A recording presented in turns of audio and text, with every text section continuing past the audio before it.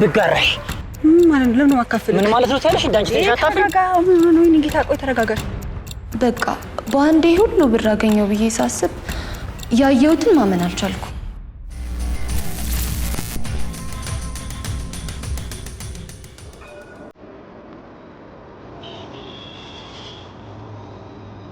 የወደቀን አንሱ የሞተን ቅበሩ ሲባል ሰምታችኋል? የዚህ አባባል ትርጉሙ ምን ይሆን? ሁላችሁም እርዳታ አድርጉ የሚል መልካም መመሪያ ወይስ ያገኛችሁትን አፈፍ አድርጉ የሚል አራዳነት? የአማርኛ ትርጉሞች እንደ ሽንኩርት የሚላጡ ድርብርብ ትርጉም ቢኖረውም ሁላችንም ግን ይህንን አባባል ያለማመንታት እንተገብረዋለን። አስረስም ያደረገችው እንደዛ።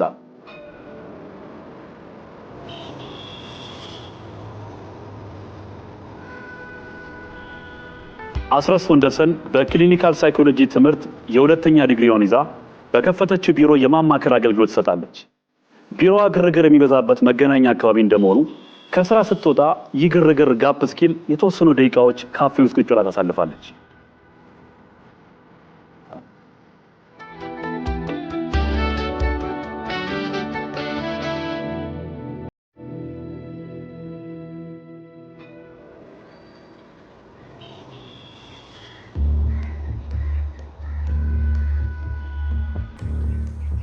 አስረስ እባላለሁ።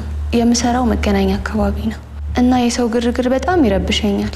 በቻልኩት መጠን አካባቢ ትንሽ እስኪረጋጋልኝ አንድ ቦታ ቁጭ ልና ጊዜ ገላለሁ። ሁካታው ሲቀንስልኝ ጥግ ጥጉን ይዤ ወደ ቤት ሄዳለሁ። አስረስ ዘውትር የምትተገብረው ይህ ባህሪዋ አንድ ቀን ያላሰበችው ችግር ውስጥ ከተታት።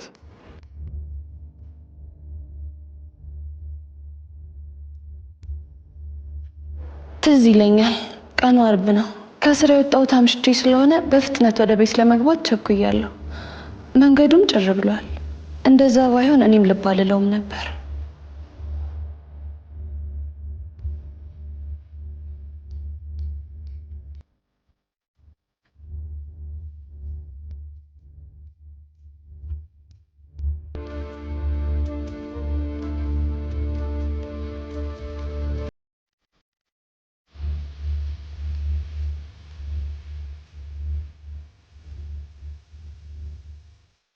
መጀመሪያ ላይ ግራ ገባኝ። ቆሻሻ መስሎኝም ነበር። ግን የታሸገበትን አኳኋን ሳየው ማንም ሰው ቆሻሻ በዛ ልክ አሳምሮ ሊጥል አይችልም ብዬ አሰብኩኝ። ቀስ ብዬ ያነሳሁትና ተመለከትኩት።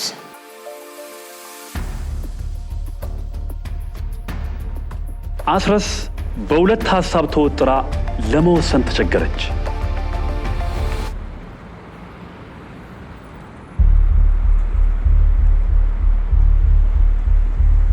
በደንብ ከፋፍቼ እንዳላየው በፕላስተር ጥፍንግ ተደርጎ ታስሯል። 3 ወይ 4 የብር እሽግ፣ የ100 ብር እሽግ እንደሆነ ያስታውቃል። ወደ 80,000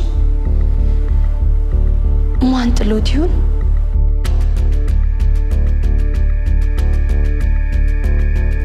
ማንም ሰው የለም። ጥዬው ልሂድ ወይስ ልውሰደው? የብር ችግር የለብኝም፣ ግን ባይኖርብኝስ? ብር ወድቆ ማን ጥሎ ሊሄድ ይችላል? ማንም አይቶ። ስለዚህ አነሳሁት።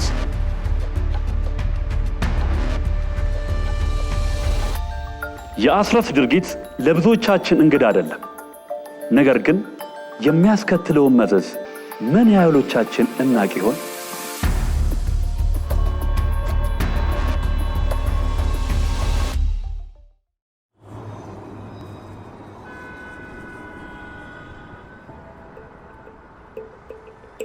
ስሜ ሰላማዊት ታምሩ ይባላል።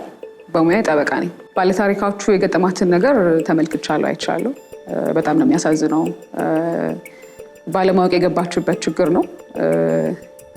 እንግዲህ የትኛውም ዕቃ ወይም ንብረት ባለቤት አለው። ስለ ባለቤትነት ስናወራ ያው ንብረት አለ ማለት ነው። ንብረቶች በተለያዩ አይነት ተፈጥሮዎች ይመጣሉ። ጠቅላላ አድርገን አንደርስታንድ ለማድረግ ግን የሚንቀሳቀሱና የማይንቀሳቀሱ ብለን መክፈል እንችላለን። ስለዚህ እነዚህ የሚንቀሳቀሱም የማይንቀሳቀሱም ንብረቶች ባለቤት ስላላቸው በዓለም አቀፍ ሕጎችም እንደዚሁም በሀገራችን ሕጎች ጥበቃ ይደረግላቸዋል ማለት ነው። ጠፍቶ ብናገኘውና አንስተ ለራሳችን ማድረግ እንችላለን ወይስ አንችልም የሚለው አይ ቲንክ ለብዙዎቻችን ጥያቄ የሚሆን ነው የሚመስለኝ። ያው ሞራሊ ካለው ጥያቄ ውጪ የጠፉ እቃዎችን ለራስ ማድረግ ችግር ያለው አይመስልም እንደዚሁ ከውጪ ስንመለከተው። ነገር ግን ያው ዓለም አቀፍ ህጎችን ቢሆን እና የኢትዮጵያ የወንጀል ህግ የሚነግረን የተለየ ነገር ነው። የኢትዮጵያ ህግ በ1996 ዓ.ም የወጣው የወንጀል ህግ የወደቀ እቃን አንስቶ የወደቀበትን ሰው ወይም የጠፋበትን ሰው ኮንታክት ለማድረግ ወይም ለማሳወቅ ተገቢውን ጥረት ሳታረግ ወይም ደግሞ ለሚመለከተው አካል ለማሳወቅ መሄድ ያለብህን ነገር ሳትሄድ ለራስ ማድረግ በወንጀል እንደሚያስጠይቅ ያስቀምጣል። እንግዲህ የአንቀጹ 7 አርቲክል 1 ወይም ንዑስ አንቀጽ 1 በግልጽ እንደሚያስቀምጠው ይሄንን ግለሰቦች ሳያረጉ ንብረቱ ለራሳቸው የሚያረጉ ከሆነ የወንጀል ተጠያቂነት እንደሚያስከትል እና የወንጀል ተጠያቂነት ሲኖር ደግሞ እስር ይከተላል አብሮ። በዚህ ስፔሲፊክ ጉዳይ የወደቀ ንብረት ለራስ አርጓል ተብሎ አንድ ሰው ሲጠረጠር እና ሲረጋገጥበት 1 ዓመት ባላነሰ ቀላል እስራት ሊቀጣ ይችላል ማለት ነው።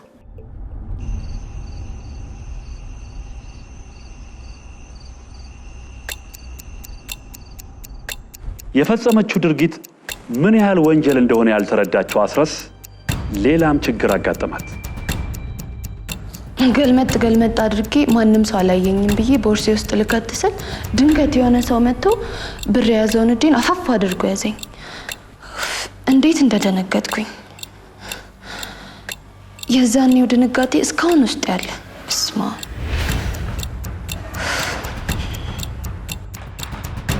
አስረስን የያዛት ሰው ግን የህግ አካል አልነበረም።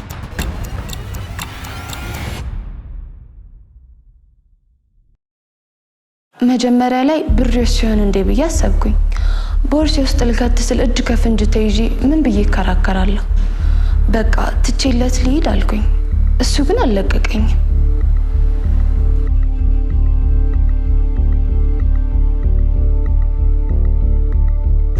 ብጋራሽ እኔም እኮ አይቺ ምን ሆነ ነው ያነሳው ነበር ለትንሽ ቀደምሽ።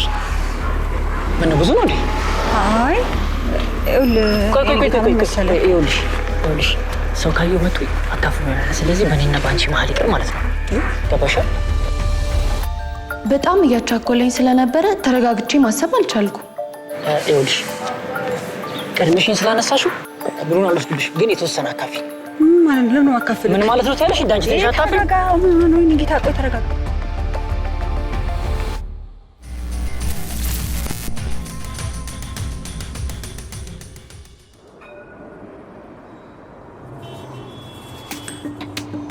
አስረስ የሰውየውን ሐሳብ ብትቀበልም የጠየቀውን ገንዘብ ከቦርሳዋ መስጠት አለባት። ከምታገኘው ሲሳይ አንጻር ደግሞ የገንዘቡ መጠን አነስተኛ ነው። ነገር ግን ወደ ቦርሳዋ ለመግባት እያንገራገረች ነው። ይህንን ማንገራገሯን የተመለከተው ሰውዬ አንድ ዘዴ ዘየደ። ማለት ለምን አካፍል? ምን ማለት ነው ታያለሽ? እንዳንቺ ተሻታፊ ተረጋጋ። ምን ነው እንግዲህ ታቆይ ተረጋጋሽ። 2000 ብር አለኝ። 2000 ብር አንቺ 2000 ብር ታያለሽ? ትንሽ እንኳን አታፍሪም? የሁሉ ብር ይዘሽ 2000 ብር ብቻ ስለያዝኩኝ ነው። 2000 ብር ብቻ ታያለሽ እንዴ? 70 እና 60 ሺህ ብር ይዘሽ 2000 ብር ታያለሽ? ተረጋጋ። ቆይ እሺ ጌታ ተረጋጋ። ይኸውልህ አስረስ አጣብቅኝ ውስጥ ገብታለች። ሰውየው ቦርሳዋን ነጥቆ ገንዘቧን ለመውሰድ እየሞከረ ነው። ድረሱልኝ ብላ የህግ አካላት ጋር እንዳትሄድ ያገኘችውን ገንዘብ ልታጣ ትችላለች። እሺ ያለኝ ልስጥክ። ስንት ነው ያለሽ? እሺ ስንት ነው ያለሽ? ቆይ ሰውየው አልለቅም አለኝ። እሺ ብዬ ከሰጠሁት ብዙ ነገር ሊያመልጠኝ ነው። ስለዚህ ቶሎ መወሰን ነበረብኝ። 10 ሺህ ብር የቢሮ ኪራይ ከፍላለሁ ብዬ ያዝኩት የተወሰነ ብር ቦርሴ ውስጥ ነበረኝ። 10 ሺህ ብር ለምስም ያለኝን እንዳለ ልሰጠው ተዘጋጅቼ ነበር። 10 ሺህ ስለው እሺ ያለኝ ማመን አልቻልኩ። እሺ አንቺ ቆይ እንደሱ አይደለም። አይሹ እዛ ጋር ያለው ሰው ይታይሻል። እሱ ሰውዬ ማለት ነው ታየ ስለሚካፈለን ቀስ ብለሽ አክፈሽን ኪሴ ውስጥ ትከችኛለሽ ማለት ነው። ቀስ ብለሽ ባላስ እቀፊ መስገባሽ።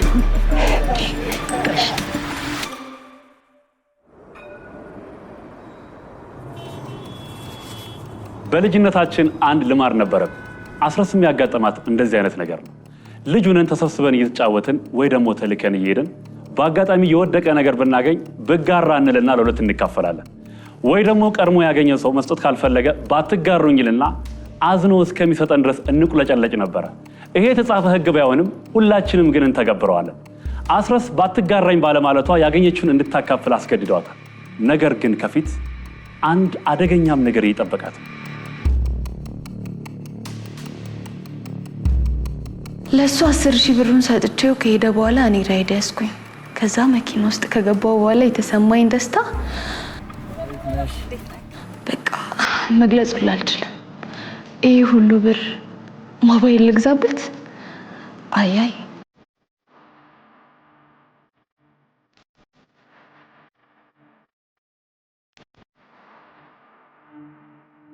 ምን እንደማደርግበትም ወሰን ከበደኝ። በስተመጨረሻ ቤት ከደረስኩ በኋላ ለሳምሪ ደወልኩላት።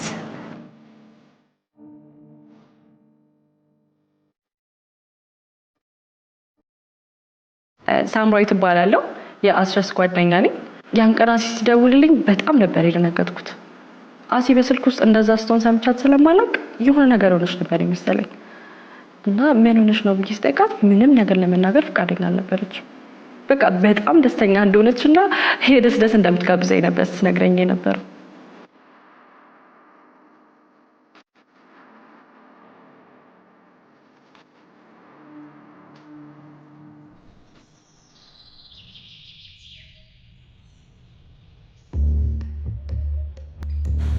መጀመሪያ ላይ መንገድ ላይ ሳየው በቃጫ ብቻ የታሰረ መስሎኝ ነበር። ቤት ከደረስኩ በኋላም ሳየው በፕላስተር ጥፍንክ ተደርጎ ታስሯል። ምን አይነቱ ቋጣሪ ነው በዚህ ልክ የሚያስረው ብዬ ገረመኝ። ሄጄ መቀስ አመጣውና ከፈትኩት።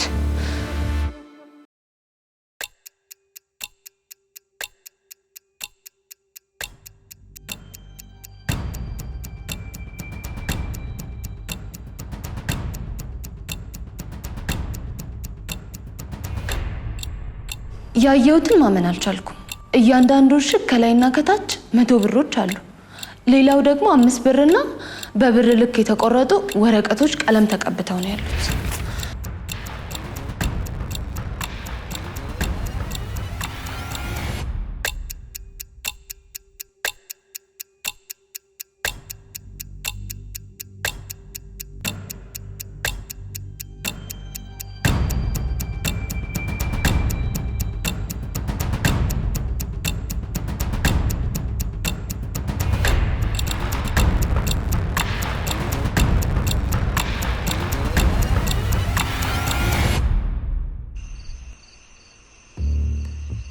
ሁሉንም ነገር ያወኩት በማግስቱ ነበር።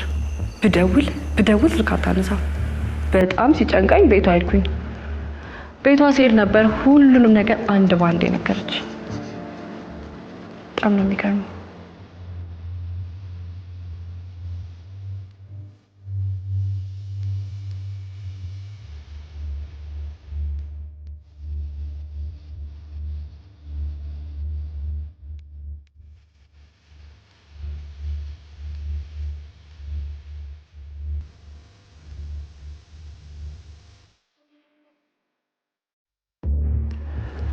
አስረስ እጅ ላይ ወደቀ ብላ ያሰበችው ሲሳይ ሰው እንዳይጋራ ስትል ያላትን ሁሉ አስረክባለች።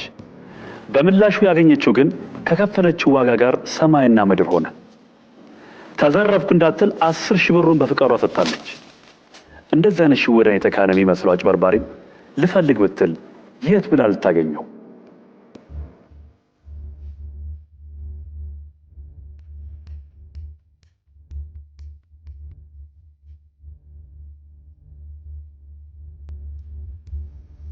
በዚህ ጉዳይ ባለታሪካችን ገንዘቧን የሰጠችው ተታላ ነው። እንዴት ነው የተታለለችው የሚለውን ስንመለከት እንግዲህ ከኤቲኤም ብር አውጥታ ነበረ፣ የራሷን ብር። ከዛ በኋላ ሌላ የወደቀ ብር ትመለከታለች። ብር ስለመሰላት ልትወስደው ነበረ። ነገር ግን ሌላ ሰው መጥቶ አይ ብሩን አብረሽ ስላየው እኔ መውሰድ አለብኝ ይላታል ማለት ነው።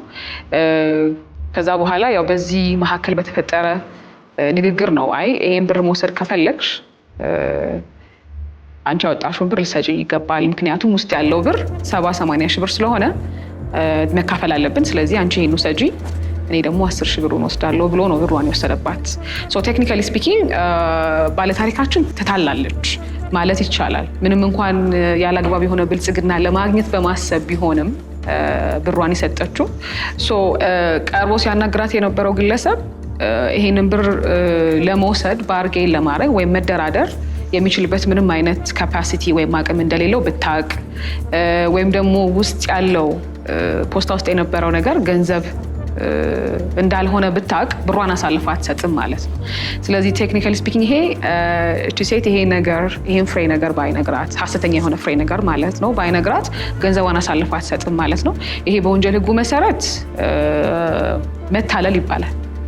በወንጀል ሕጉ 692 ስር የምናገኘው ነው።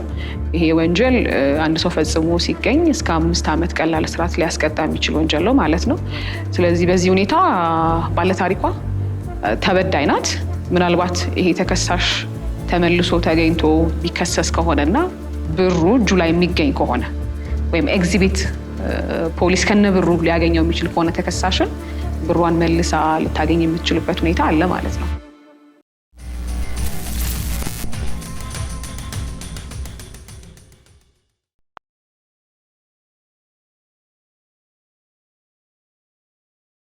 የቢሮ ክሬን ግማሹን አጥፍቻለሁ።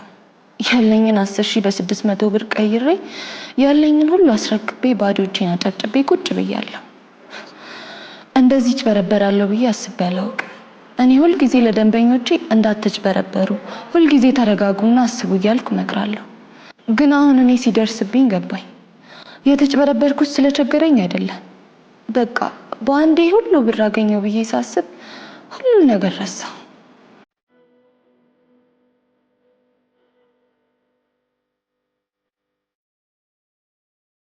በዚህ አጋጣሚ ከዚህ ነገር ብዙ ነገር መማር እንችላለን። አንደኛው ምንም ነገር ከማድረጋችን በፊት የትኛው ወንጀል ነው የትኛው ደግሞ ወንጀል አይደለም የሚለው ነገር በደንብ ማስተዋል አለብን። ሁሉም በወንጀል የሚያስጠይቁ ነገሮች ሰው ያውቃል ተብሎ አይጠበቅም። ነገር ግን ሕጉ ደግሞ በተቃራኒ የሚያስቀምጠው ግን አለማወቅ ከተጠያቂነት አያድንም። ስለዚህ አለማወቅ ብቻ ይሄን ድርጊት የፈጸምኩት ባለማወቄ ነው የሚል ዲፌንስ በአብዛኛው ከሚደርስብን አደጋ የሚያድነን አይደለም። አንደኛ እንግዲህ ማህበረሰቡ በተቻለ አቅም ምንድነው በህግ የሚያስጠይቀው ጉዳይ የሚሉትን ጉዳዮች በአግባቡ ራሱን አፕዴት ለማድረግ መሞከር አለበት። ሁለተኛው ደግሞ የሆነ ነገር አንስተን ይሄ ነገር ለኔ ይጠቅመኛል ብለን ከማሰባችን ይልቅ ያ ሰው ይሄ ነገር በመጥፋቱ ምን ያህል ያጎድለዋል ብለን ማሰብ አለብን። ሶስተኛው ነገር ደግሞ ይሄ ነገር እኔ ባነሳው ሌላ ሰው ያነሳዋል ብለን ከማሰባችን ይልቅ ለህግ አካል ብንሰጠው ለባለቤቱ የመድረስ አቅሙ በጣም የተሻለ ነው የሚሆነው።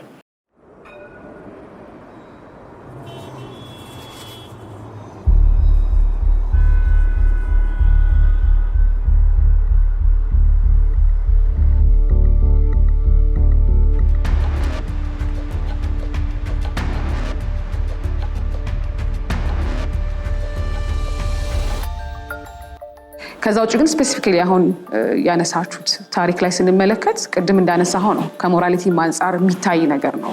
የወደቀን ንብረት አንስተን ለራሳችን ጥቅም ለማግኘት ከምንሞክር ይልቅ ለጠፋበት ሰው ወይም ለሚመለከተው አካል ማመልከት እንደው የህጉን ጉዳይ ባናቅም እንኳን የሞራል ጥያቄ ያለበት ጉዳይ ስለሆነ በዚህ አግባብ ብንመለከተው ባይ ነኝ። ምንድነው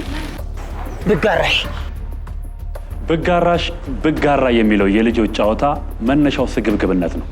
ሁላችንም ምንም ሳንሰራና ሳንለፋ የምናገኘው ነገር በጣም ይጣፍጠናል፣ ያጓጓናል። እድሜያችን እየጨመረና የአዋቂነት ዓለምን እየተቀላቀልን ስንመጣ ግን ይህ ባህሪ ከልጅነታችን ያለፈ ትልቅ ዋጋ ያስከፍለናል። አስርስን የሸወዳት ሰውዬ ይሄንን ዘዴ በመጠቀም ብዙዎችን ያጭበረብርበታል። አብዛኛው በአቋራጭ ሀብት እናገኛለን በማለት የማይወጡበት ማጡ ሲዘፈቁ እንመለከታለን። ስግብግብነት ባይኖርብን ኖሮ በዓለማችን ላይ ለሁላችንም ይበቃ ሲሳይ አለ የሚሰኝ አባባል እዚህ ጋር ትክክለኝነቱን እናያለን።